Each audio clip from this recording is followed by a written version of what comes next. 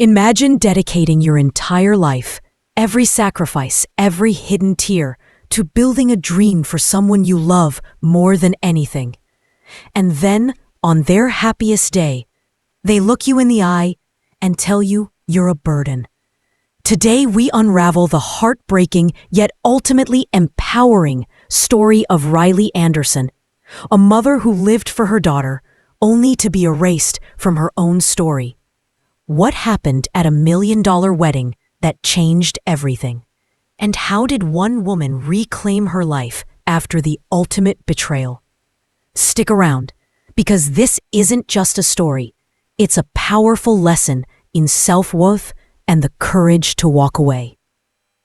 Riley Anderson was 52, a shift manager at a small bakery, but her life's true work began 18 years earlier. At 34, she fled an abusive marriage with nothing but a 4-year-old daughter, Natalie, a few crumpled dollars, and the echo of a promise. Natalie would have a life Riley could only dream of. She worked morning shifts at a diner, afternoons learning dental tools, and nights cleaning for an elderly couple. Every penny, every extra hour was for Natalie. She sewed dresses, baked birthday cakes from discount ingredients, and saved meticulously for Natalie's future. "You will have a life I never dared to dream of," she whispered to her sleeping child. That promise fueled her. By 9th grade, she opened Natalie's college fund, adding every spare $3 or $5. When Natalie was accepted into Duke, Riley picked up extra grocery store shifts near campus, sending money each month so Natalie wouldn't have to work. She lived for Natalie's weekly calls, clinging to the belief that her daughter would never forget the mother who laid the first brick of her dreams. The golden thread, a dream unravels. Narrator. 3 years after graduation, Natalie's dream took flight. She opened the Golden Thread, a clothing boutique in downtown Charleston, a bustling corner where only the strongest survived. When Natalie called, frantic, about an $80,000 deposit she needed in 3 days, Riley didn't hesitate. She looked at the thick envelope of her entire retirement savings, nearly 20 years of scraping and saving for a peaceful life. But her daughter was chasing a dream, and Riley had sworn she wouldn't let money stand in the way. She called Adrian, her best friend and a legal assistant, to draft an investment agreement. Adrian insisted, if Riley was putting everything in, she needed control, 51% ownership. Riley reluctantly agreed, wanting to protect them both, not control Natalie. Natalie, too excited to read the fine print, just smiled and hugged her mother, promising, "I won't let you down, Mom." The boutique struggled initially, and Riley secretly sent more money to cover rent. She sought no recognition. Her daughter's success was her reward. Then, an influencer's post made the Golden Thread explode. Within 6 months, it was Charleston's go-to fashion spot. Southern Flair magazine called Natalie the rising star. Riley continued helping at night, cleaning, taking inventory. Natalie would sometimes suggest she come during the day. "People would love you." Riley always gently declined. "This is your stage. I'm happy behind the curtain." But one evening, arriving early, Riley overheard Natalie chatting with a customer. "How did you get started? Was it hard to fund the shop?" Natalie smiled, shrugging. "Oh, it was tough, but I did it all on my own. No loans, no help, just determination and vision." In that moment, under the boutique's warm lights, Riley's daughter erased her from her own story. Not a single word about the woman who sacrificed her youth and retirement for the store that bore Natalie's name. Riley walked out in silence. That night, for the first time in years, she couldn't sleep.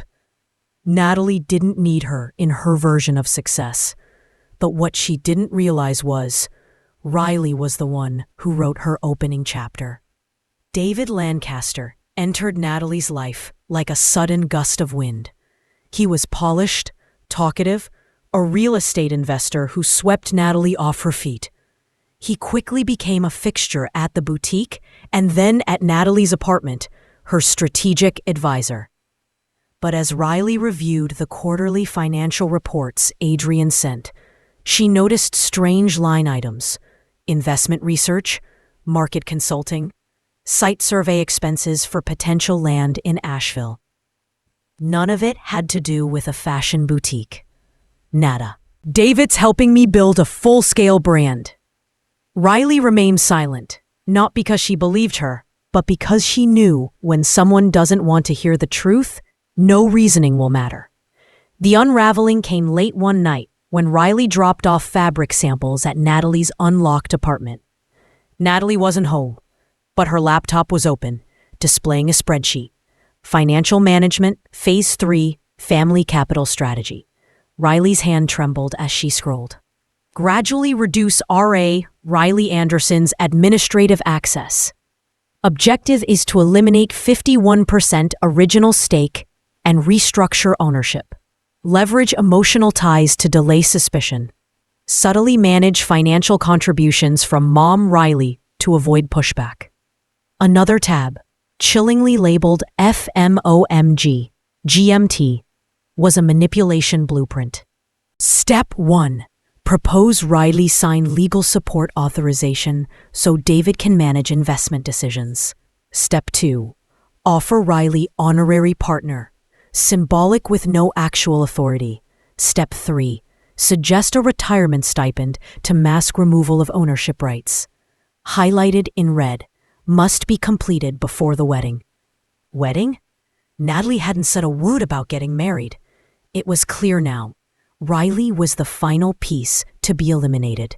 She spent the night in her kitchen, haunted by memories of Natalie as a child. The next morning, she called Adrian. Her voice was calm. I need to activate the control clause and initiate a full audit of the boutique within 14 days. Adrian asked, "Are you sure?" Riley replied, "They just tried to turn me into a customized retirement stipend. I think it's time I speak." This time, Riley didn't need to be angry. She just had to turn the right key. The Hilton Head wedding was a spectacle, but as the reception shifted to dinner, a different kind of drama unfolded. Brandon, Natalie's new husband, approached Riley, his smile not reaching his eyes. He clarified that Natalie and he were a little over budget and expected Riley to cover $48,000 as a wedding gift. Natalie, stepping in, added chillingly, "Mom, it's reasonable. You don't want to be a Bowden, right? You said you wanted a peaceful retirement, maybe in an assisted living home with professional care." Riley took a slow sip of champagne. They thought she was weak, an empty wallet, but they didn't know she had faced darkness and walked out of it. She leaned forward, her voice low but firm. "You've both forgotten one very important thing." She walked away, not to the restroom, but to the shoreline, pulling out her phone. The final message she tapped contained just 3 words: "Sandcastle time." Adrian replied instantly. "Understood. Everything's in place." For 4 months, Riley and Adrian had quietly prepared legal files, audit notices, proof of embezzlement, temporary asset freeze orders. The moment to act was when the bond was severed. At the reception, ivory envelopes were quietly distributed to key guests: boutique shareholders, financial journalists, and David's parents, Mr. and Mrs. Lancaster. Each contained the full investigation package. Simultaneously, Adrian's team triggered a wave of emails. The Golden Thread Boutique is temporarily closed for internal investigation. All assets, transactions, and staff activities are frozen per Clause B4 of the ownership agreement. Within 5 minutes, the lively reception turned eerily quiet. Whispers rippled. Natalie's face went pale. Riley walked slowly towards them. David snapped, "What the hell are you doing?" Riley calmly replied, "I'm protecting what I built. Whatever you're planning, it won't happen." Natalie staggered over, trembling. "Mom, you can't do this. This is my wedding day." Riley looked at her, deeply disappointed. "I didn't ruin today, Natalie. You did. When you chose someone who wanted to turn your mother into a burden to be erased. And today, you're just reaping the result of that choice." Mr. Lancaster's voice boomed across the lawn. "David, what is this? You used your wife's boutique funds to invest in that Southridge disaster? Did you really think no one would notice?" Panic erupted. Investors clamored. Natalie clutched Riley's wrist, pleading, "Mom, I need you. Tell me how to fix it. I'll give you anything. Money, shares, a title, take it all. Just please stop this." "I gave you money 18 years ago when I ran from an abusive man with $200 crumpled in my palm, and your stuffed bunny clutched in your arms on a midnight bus. That was the first investment. Then came college tuition, then the boutique. Every time you called at midnight, I picked up, even when my hands were still covered in flour. You don't owe me money. I don't need money. I need to be seen as your mother, as a real part of your life, not a default tool or some milestone you mention when convenient, then erase when not." Natalie whispered, but Riley shook her head one final time. "I gave you everything, Natalie, my whole life. But now, it's time I keep something for myself." Riley turned away. No goodbyes. No final embrace. She walked past the rows of chairs, the wilting flowers, towards the endless ocean, taking off her heels and letting her bare feet sink into the warm sand. She had spent her whole life giving, and today she left with nothing but herself. And for Riley, that was enough. 3 months after the wedding fell apart, Riley moved to Seabrook, a quiet seaside town. No neon signs, just the scent of salt and the cries of seagulls. She rented a small, pale blue house, hers alone, no conditions attached. The $48,000 David had demanded from her at the wedding, she used that exact number to open her own boutique, June and Thread. It wasn't a bustling downtown shop. It was a quiet corner next to the local bookstore, a place where middle-aged women, retired teachers, and single mothers could find a linen dress that fit just right, a hand-embroidered handkerchief, or simply a cup of warm tea and someone who truly listened. Riley handpicked every fabric, sat by her old sewing machine each morning. Her hands were still calloused, but they no longer shook. There were slow days, delayed orders, but she didn't panic. She knew how to start over. Adrienne visited, bringing wine and a knowing hug. "I'm still shocked you actually walked away from the golden thread," she said. Riley smiled. "I didn't walk away. I just changed direction." She needs to understand the true value of things, and that's not something she can learn if I keep rushing in to save her every time she falls. Natalie had sent a long handwritten letter, but Riley hadn't read it. "Because I'm not sure if it's an apology or just another pitch." Adrienne nodded. She'll never underestimate her mother again. Riley laughed, not out of triumph, but because she knew Adrienne was right, and it no longer mattered. Her story is a powerful reminder that unconditional sacrifice should never become an excuse for others to devalue us. Too often, people, especially mothers, lose themselves by always putting others first. But once we've dared to stand up, set boundaries, and live for ourselves, it's not selfish, it's strength.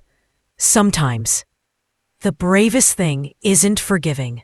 It's knowing when to walk away and begin again for your own sake. Your thoughts? What do you think about Riley's decision? Would you have done the same in her shoes? Share your thoughts in the comments below. Your stories matter. Don't forget to like this video if it resonated with you. Subscribe to our channel for more real and meaningful stories about family relationships and the lessons that shape us. And hit that notification bell